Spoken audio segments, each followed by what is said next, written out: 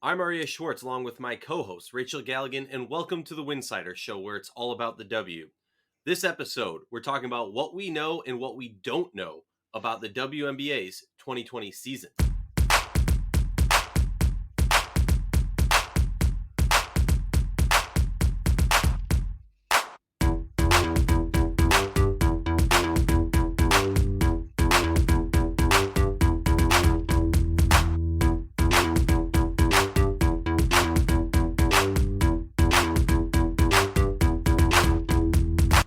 If you like our show, please consider joining our Patreon community. For less than a cup of coffee a month, you can directly show support for the hard work we do covering the W. Rachel's on here, but we also got a special guest, a friend of the show. Matt Ellentuck has joined to discuss with us what we know and what we don't know, the known and the unknown about the WNBA's 2020 season as of today, June 18th. Matt, how's it going? What's up, man? How are you? Hey, it's a weird world we live in, and let's get to the W. Rachel, how you doing? I'm good. I'm happy to be back on. It's been a little bit of a break with us doing the Winsidr film study, which has been great. Thank you for everyone who's been able to come on the show so far, and for those who have watched it, we appreciate it. But happy to be back where it all began on the actual podcast. So yeah, happy to be here. Yeah, people are sick of our face, so we went back to just our voice. Exactly. No, we're Film just room, gonna film room is some genius stuff, by the way. Y'all are killing it with that. appreciate it. Thank you, Matt. We got a new one dropping same day as we're recording this. I guess we can say it's Candice Dupree, which is a legend in the WNBA in my opinion. So very excited to get that out there. Lots of good tidbits. I will hint one thing that I found really cool in doing research. She is one of the only players ever to play in the WNBA against her college coach Don Staley, which was mind blowing because I'd totally forgotten or not ever known that. That was a really cool tidbit that we learned on that one. But let's hop into the 2020 season. What we know, what we don't know. I'm just going to run down some bullet points. Matt, Rachel, if you guys have some opinions, some thoughts on what we do know so far about this 2020 season, chime in, cut me off. No hard feelings here. Let's start it off with the one thing that as of now is guaranteed. It's a 22-game season to start, ideally in the end of July. Training camp is currently, I think I've heard mixed reports, 14, 15 days. I personally would expect it to extend a few more days, just because realistically, I think all players in the league have had a completely different experience during COVID. You know, you have players like Breanna Stewart, who was talking about being in an apartment complex and can't even go to the gym in her apartment complex to train. And then you have players who I think we've all seen on their social media are playing full pickup games and whatnot in gyms. Most of it, honestly, is the difference of players in the South and players in the North of America, and just kind of the different experiences each state has had during COVID. Another thing, a few players as of recording have already opted to not play during this season for a variety of reasons. Cecilia Zandolosini and Renee Montgomery are kind of the first two names to jump out there. Renee announced it earlier today, but I fully expect more players to opt out. And Matt, give us a little bit of why you think more players are going to opt out. Um, I mean, from the few conversations I've had, it seems like health concerns are still at the top of that list. There's a lot of unanswered questions and very little time between now and when players have to take that opt-out decision. I think that's 7 days from now. And for a lot of players, I'm not sure that that risk and that uncertainty is worth what they could gain from playing. Yeah, I completely agree with that. And then you add into it a lot of the players have taken on social justice issues, and it's been a huge focal point. I think we'd be remiss to not even bring that up. Granted, we are talking about the league as a whole, in a different light, so to say. But I mean, there's a lot of players that during this time period, health, social injustice have really ramped up on the priority list, and it's just going to be reasons we're going to see a lot more players sitting out. Rachel, I'm curious for your thoughts on this. Are we going to see? I know a lot of stuff has been set off record and a lot of things that like we've heard that isn't official yet, but do you expect big names to be sitting out this season? Because I think a lot of people are like, oh, yeah, Renee Montgomery, Chechi Zandalusini, like those aren't giant names in this league. Would you say you would be shocked if you heard of a top 20 player in this league sitting out this season? No, absolutely not. And in my opinion, that's going to be a large majority of it, of the group that we do see deciding to sit out. I think it's hard because you kind of have to divide the teams and the players into different divisions. You have some players that financially don't necessarily have to play, that they're at a position in their career where maybe they're focused on other things, maybe tail end of their career type of situation. And then you have kind of this newer, younger generation where playing and money and needing that opportunity is extremely important. So I think it's really difficult to kind of navigate like where that line is and what that means. I mean, it's obviously not black and white by any stretch. This is probably a very difficult decision for every single player in the league if we went through all of them. But I do think that, you do have kind of the players veteran players, been in the league, family concerns. I think you have health concerns. I mean, you can't deny the fact that, yeah, we are in a global pandemic and going down and being in a little bubble, as we've all been kind of calling it, the positives and negatives that kind of can affect someone from a personal aspect and from a physical aspect, from a health aspect. I think all of that has to be taken into account. I would personally just be very shocked, to see younger rookie level type players deciding to sit out. Not to say that it won't happen, because obviously each person, has their own reasons, but I think it is going to be kind of more of that veteran tail end of the career, other areas of focus type of players where this year just to them isn't necessarily needed, and it isn't necessarily something that like has to happen and is super hard pressing. It's okay to skip a season and their career is going to be okay. Yeah, and it's going to be interesting for some of those players who might be on the last year of their contract and whatnot, how that affects contract negotiations, how that affects contract implications for the following season. Another thing that we do know is 77% of the players voted yes. But kind of what we've been hitting at so far in this episode is that is in no way, shape, or form an indication of whether or not they will play. That was just voting on whether or not they agree to the offer from the league to the Players Association. Another thing we know is parents, players in the league who are parents, are going to be a top priority with housing. Speaking of housing, it sounds like there's going to be two options, either apartment, which essentially you get your own space without a kitchen, or a villa where you get a kitchen, but you're talking about like a 3 to 4 room villa where you'd be sharing that space with other teammates or possibly, your caregiver and whatnot. So that's something to be intrigued about. I know I've seen a lot of people talking about the accommodations in that regard, and I just think a little interesting tidbit there. Another thing that we know pretty factually, and feel free, Matt or Rachel, jump in and say, "Are you crazy?" But players were not too happy about the 60% offer. Not every player. I'm not saying every player was flipped out about it, but enough that there was players speaking out publicly and behind closed doors about the insult that they felt by it. Matt, thoughts on the 60%? Because to me, it's kind of similar to contract negotiations going on during a free agency period and signing, and you give that low offer, seeing if, okay, will you accept it, when you probably assume that you're going to be paying more.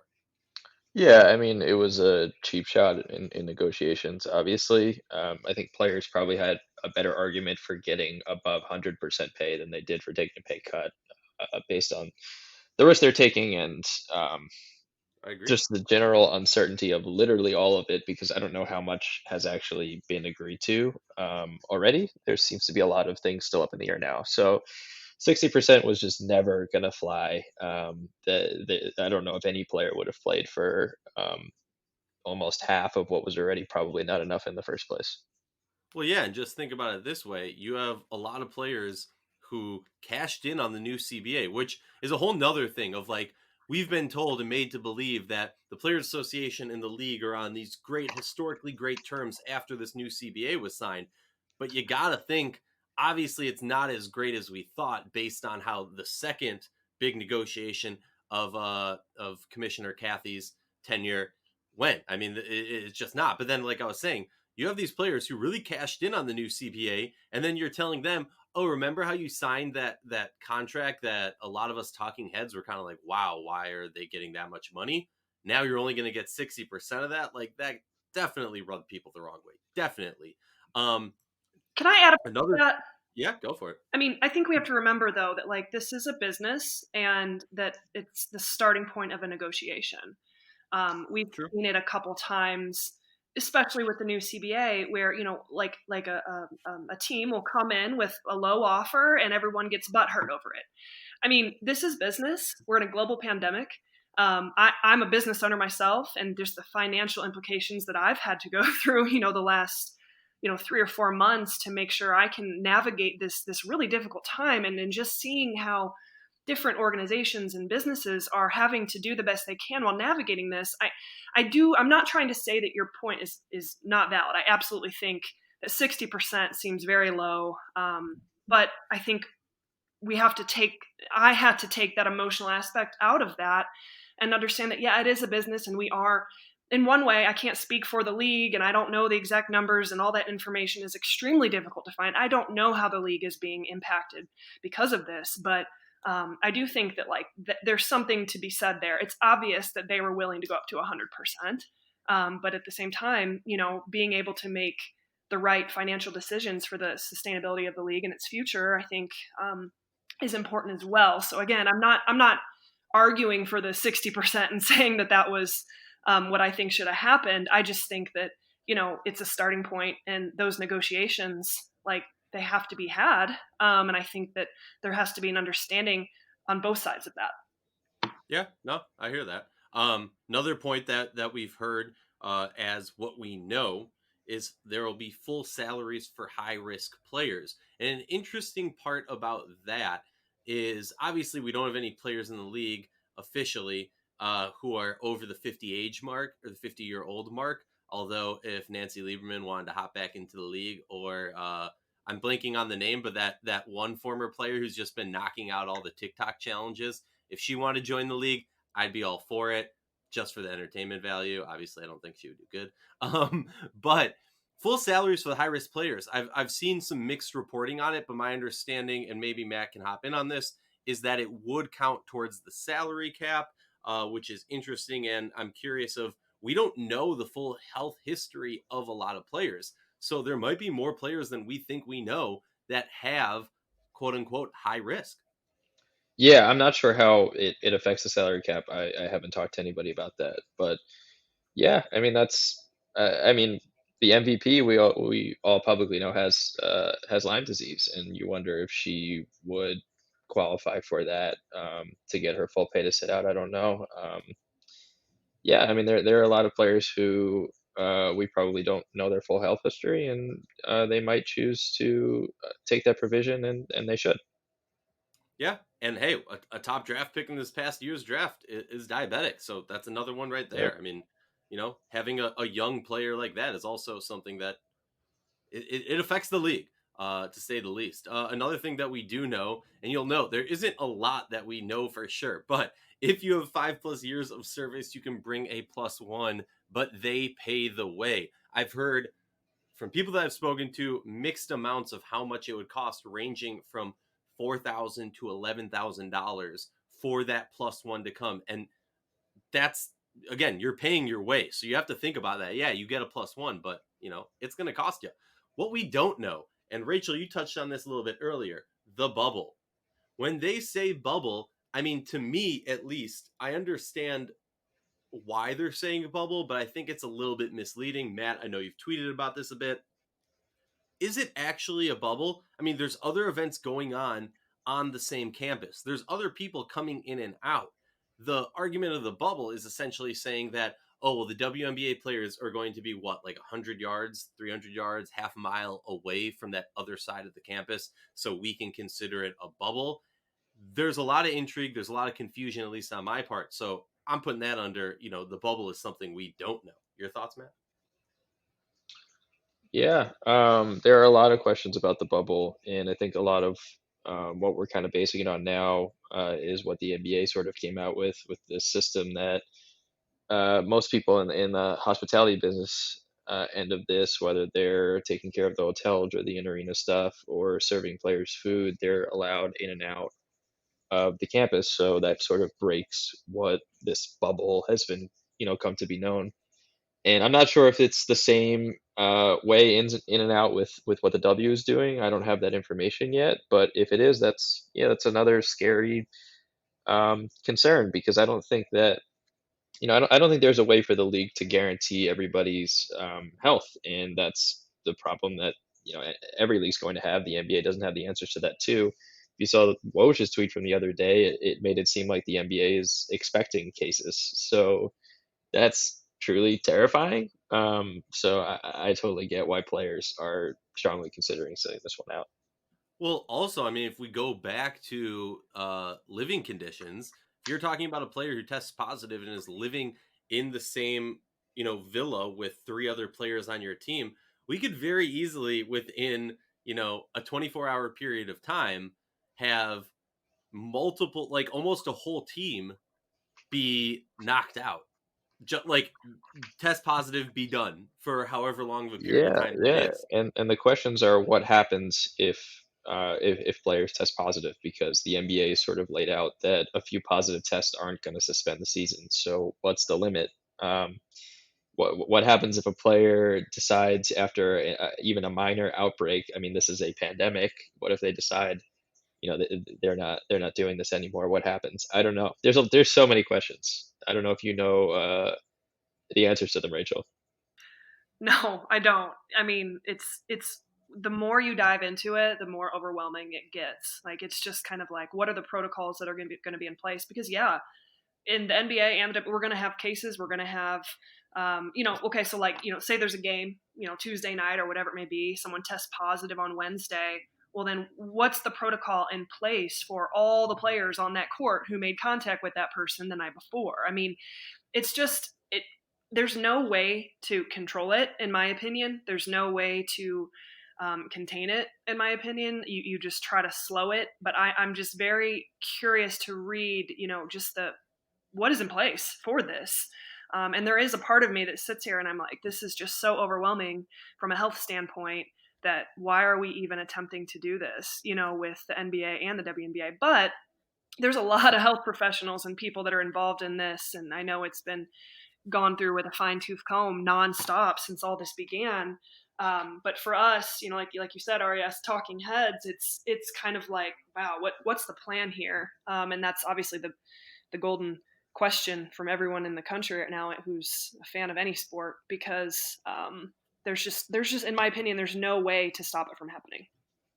Yeah, Nope. I'd agree with that, and I'd echo that. And then also, I'd say, I saw some, I think their heart was in the right place, but misguided tweets or reports that, that the same idea about the type and the amount of testing that the NBA is going to get is going to be passed down to the W or passed to the W. I just don't think that's realistic from everything we've seen with the W and the NBA's history.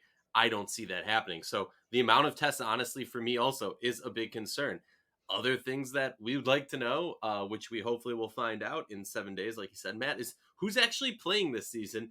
And honestly, as crazy as it might sound, still a question that we don't know the answer to. Will there actually be a season? And I say that just because of all the things we just spoke about. It's so easy to derail a whole season. At the end of the day, if I'm the commissioner, my thought is, okay, yeah, we're trying to put out a season, but we have to be putting out a good product. We have to be putting out a product that is on tier with what we have done in the past. Obviously, it's going to take some sort of hit. There's going to be players who sit out, but how can we try and get it to that same level? And, there's has to be the thought of there's going to be new eyes on the league. We cannot waste this opportunity to bring in new fans with putting out a subpar or an inferior product. A quick question that I have for y'all before I let you get your last words in and we log out. Matt, I don't know if you saw, but Winsidr put out a poll asking the fans, asking people, do you think there would be an asterisk next to whoever wins the championship this year? And let me preface it with saying it's with the assumption of a lot of players sitting out. It's with the assumption that during the season, a couple players get COVID, and that could possibly derail a whole team. Um, what are your thoughts? I'm obviously not talking about in the sense of the league literally on their history books putting an asterisk and saying COVID season. I'm talking about barbershop talk. I'm talking about water cooler talk. When you're talking to a friend and they support the Chicago Sky, and the other friend is a Las Vegas Aces fan, and one of those teams wins it, do you think it's a legitimate argument to say, yeah, but that was COVID season? Yeah, well, a couple things. We obviously don't know yet the full extent of who is going to sit. In terms of how it's going to affect the product, I think, if it's what we think it is, it's going to affect the product greatly. And there are so many factors here, right? I think the league probably has to consider how it's going to earn its sponsorship money. I don't know if there's a certain game limit it has to hit to get payments from ESPN or whoever else reps the league, and it'll probably have to consider that in terms of playing or not, even if a ton of big name players sit out.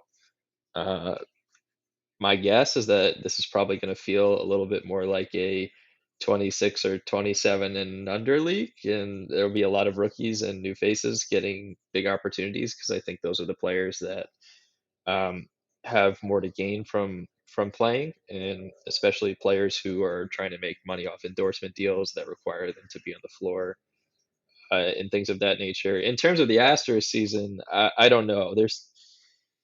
I don't know if my mind has even registered the actual playing part yet, just because there's so much that needs to be decided before that. I think obviously like big names are going to sit. It's not going to feel like the real deal. It's going to be some sort of mo- uh, modified or mini season. I don't know how to really call it. And it's just going to be a lot of like, I don't know, as a fan even, it's just going to be a lot of anxiety. Like every single day is going to be some new, possibly bad adventure. And I don't know. It doesn't really feel right, at least based on what we know right now. So I don't know. I feel I see the argument, for the asterisks and everything. But I guess I have to look at this objectively, and if we have a season and whoever is playing, like that's what it is, and that's what's going to be in the record books. So no, like I look at this as any other season, even though we all know it's not just any other season. Because I think if you open that door, then you start to, you open up the door for things in the past. Well, Seattle didn't have Brandon Stewart. Should we give them an asterisk? I mean, I just think if there's a season and we have a champion, then like that's what it is, and we keep it very black and white. Obviously, this is not going to feel like a normal WNBA season with the amount of players who I think are kind of expected to sitting out. I think it's going to vastly change a lot of these rosters. I think it's funny. A few predictions and rankings have come out already, and like I haven't even allowed my mind to go there because Same. here in 2 days it's going to be so different. But you know what? I was just talking with someone about this earlier today. It's kind of exciting because it makes a team, some of those teams that have been kind of in the lower pack, those younger teams, the Chicagos, a brand new group like Atlanta Dream or even Dallas, a bunch of, really young, they're extremely young. It's going to be a lot more of an even playing field, in my opinion, or it has that potential to really be that. I think to echo off what Matt said about, kind of different signings. I mean, we could have up to, 25 players playing in the league this year that had to go out and get signed that weren't signed, a week ago. So I definitely think that has a level of excitement, some new faces, this next maybe generation, if you will, some potential, that experience for some of these young rookies, second, third year level players. So I do think that like the excitement is still there from that perspective of what this could be from a competitive standpoint. But I do think that some of these rosters, especially ones that are very veteran heavy, could really get blown up here in a few days. So it's hard for me to sit here and talk about a ranking or anything like that. At least I have to wait until after the 25th to really see, kind of who we think a favorite is. It's just an impossible question to ask right now. Yeah, rookies, if you've been cut, stay by your phone. You might be getting some calls. Exactly. Oh yeah, and we didn't even get into practice squad or how you're gonna bring in new players and all of that jazz. But that's another episode when everything is completely different in 2 days, which is why we're gonna have to edit and get this episode out ASAP. Matt, last thoughts before we log off. Stay safe, stay healthy, everybody. The pandemic is not over as much as some of us like to think. So, stay positive, and basketball, we will be back when basketball is ready to be back. Rachel, final thoughts. Yeah, just happy to be able to talk hoops. Looking forward to the future, but just like Matt said, everybody stay safe, stay healthy. Be really critical with the decision makings, and I mean, let's just keep building each other up and spreading all that love, and especially out there in the WNBA Twitter world. We're a really strong group, and definitely really proud to be a part of it. But let's just keep pushing this forward and remembering that goal of really amplifying these women.